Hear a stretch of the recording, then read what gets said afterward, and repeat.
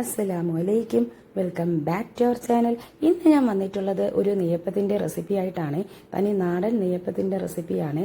മൈദയോ baking സോഡയോ ഒന്നും ചേർക്കുന്നില്ല. അപ്പോൾ ഇത് എങ്ങനെ ഉണ്ടാക്കിയെടുക്കാമെന്ന് കാണിക്കാം. ഒട്ടും താമസിപ്പിക്കുന്നില്ല, നമുക്ക് വീഡിയോയിലോട്ട് പോകാം.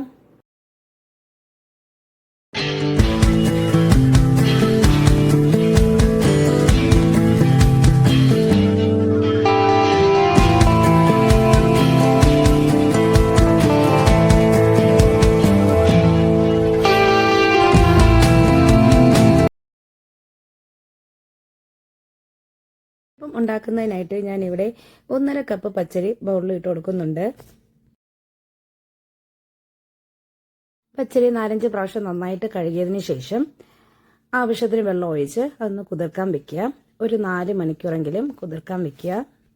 അപ്പോൾ ഞാനിവിടെ ഒരു 4 മണിക്കൂർ കുതിർക്കാൻ വെക്കുന്നുണ്ട്. ഇനി നമുക്ക് നെയ്യപ്പത്തിന് വേണ്ടിയിട്ടുള്ള ശർക്കര ഉരുക്കാൻ വേണ്ടിയിട്ട് വെക്കാം. അതിന് വേണ്ടിയിട്ട് ഞാനിവിടെ 5 അച്ച് ശർക്കരയാണ് എടുത്തിട്ടുള്ളത്. അതിലേക്ക് 1 ഗ്ലാസ് വെള്ളം ഒഴിച്ചു കൊടുത്ത് ഉരുക്കാൻ വേണ്ടിയിട്ട് വെക്കുകയാണ്.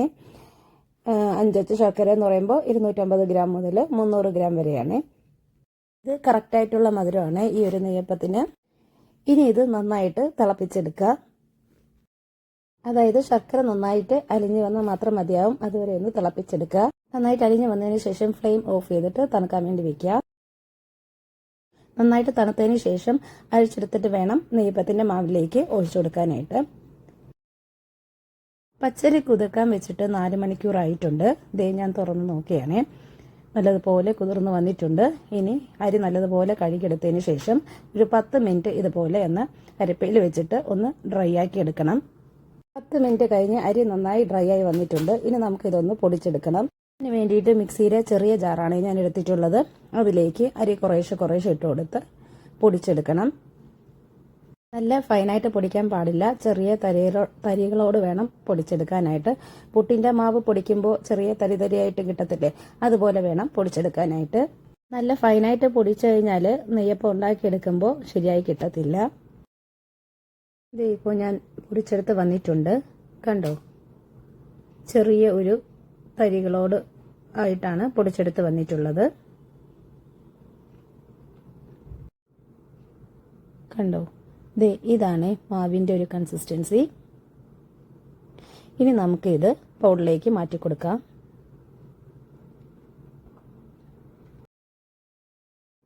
മാവ് 2 ബാച്ചായിട്ടാണ് പൊടിച്ചെടുത്തത്. അപ്പോൾ ഞാൻ മാവെല്ലാം ബൗളിലേക്ക് മാറ്റി കൊടുക്കുന്നുണ്ട്. എല്ലാം ബൗളിലേക്ക് മാറ്റി കൊടുത്തിട്ടുണ്ട്. നമ്മൾ നേരത്തെ ഉരുക്കി മാറ്റി വെച്ച ശർക്കര അരിച്ചെടുത്തിട്ട് മാവിലേക്ക് ചേർത്ത് കൊടുക്കുന്നുണ്ട്.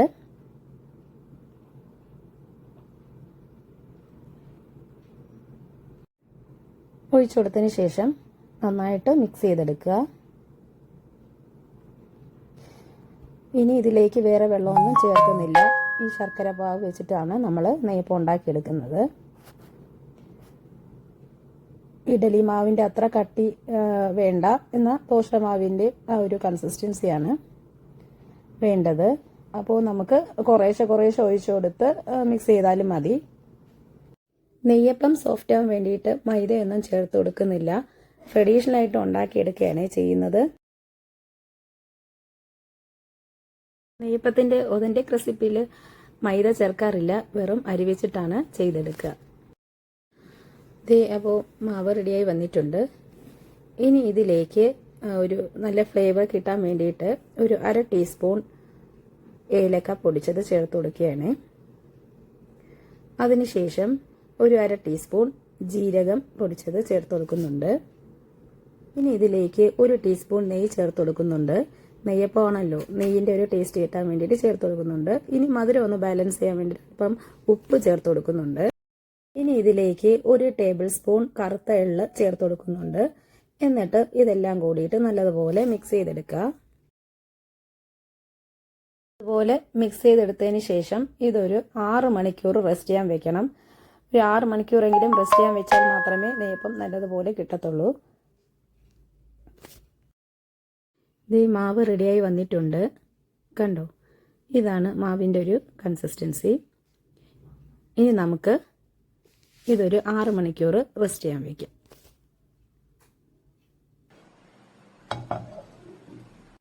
റെസ്റ്റ് ചെയ്യാൻ വെച്ചിട്ട് 6 മണിക്കൂർ കഴിഞ്ഞിട്ടുണ്ട്. ഇനി ഞാൻ തുറന്നു നോക്കിയാണേ.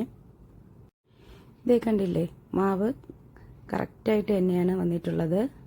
ഇനി മാവ് കട്ടി കൂടിയെന്ന് തോന്നിയിട്ടുണ്ടെങ്കിൽ 1-2 സ്പൂണ് വെള്ളം ഒഴിച്ചിട്ട് മാവ് കറക്റ്റ് ചെയ്തെടുത്താൽ മതി. കണ്ടോ? ഇനി നമുക്ക് നെയ്യപ്പം ചുട്ടെടുക്കാം. ഇതിന് വേണ്ടിയിട്ട് ഞാനൊരു ചട്ടി അടുപ്പത്ത് വെച്ച് കൊടുത്തിട്ടുണ്ട്. അതിലേക്ക് വെളിച്ചെണ്ണ ഒഴിച്ചു കൊടുത്തിട്ടുണ്ട്.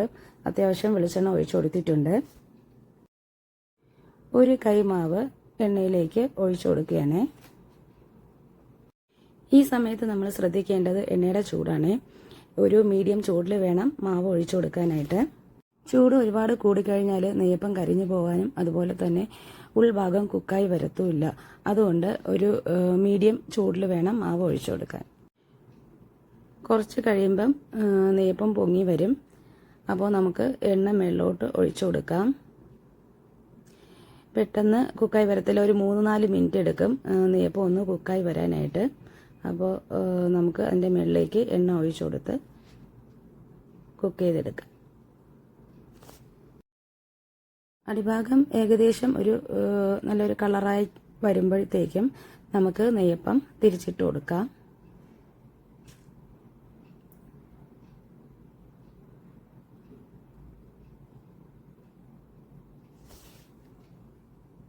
കണ്ടോ? ഇനി തിരിച്ചും മറിച്ചിട്ട് കൊടുത്ത് നല്ലൊരു കളറായി വരുമ്പോൾ നമുക്ക് ഇത് എണ്ണയിൽ നിന്നും മാറ്റി കൊടുക്കാവുന്നതാണ്.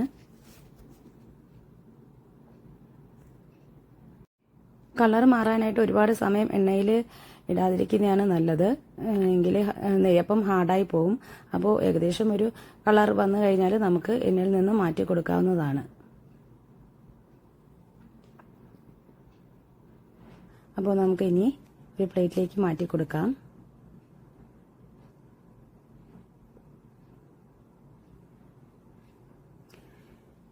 കണ്ടോ?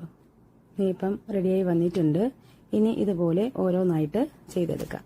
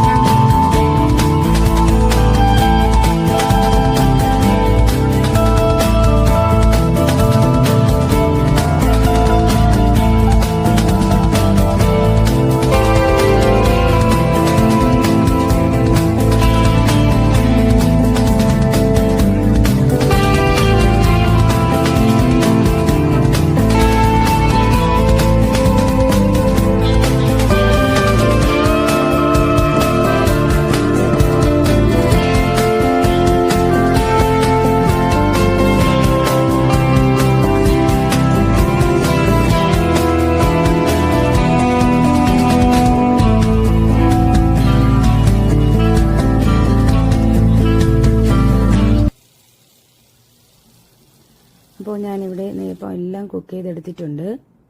കണ്ടില്ലേ, സൈഡൊക്കെ നല്ലതുപോലെ മുരിഞ്ഞ് കിട്ടിയിട്ടുണ്ട്. മൈദയൊന്നും ചേർക്കാത്ത കാരണം നെയ്യപ്പം നല്ല ക്രിസ്പിയായി കിട്ടിയിട്ടുണ്ട്. അതുപോലെ തന്നെ ഉൾഭാഗം കണ്ടില്ലേ, നല്ലതുപോലെ കുക്കായി വന്നിട്ടുണ്ട്. കഴിക്കാൻ നല്ല ടേസ്റ്റാണ്. നാടൻ നെയ്യപ്പം അടിപൊളി ടേസ്റ്റാണ്. അതിൻ്റെ ടേസ്റ്റ് ഒന്ന് വേറെ തന്നെയാണ്. അപ്പോൾ എല്ലാവർക്കും വീഡിയോ ഇഷ്ടപ്പെട്ടിട്ടുണ്ടെന്ന് വിചാരിക്കുന്നു. വീഡിയോ ഇഷ്ടപ്പെട്ടിട്ടുണ്ടെങ്കിൽ ലൈക്ക് ചെയ്യുക, ഷെയർ ചെയ്യുക, സബ്സ്ക്രൈബ് ചെയ്യുക, കമൻറ്റ് ചെയ്യുക. എല്ലാവരും ഒന്ന് സപ്പോർട്ട് ചെയ്തേക്കണേ.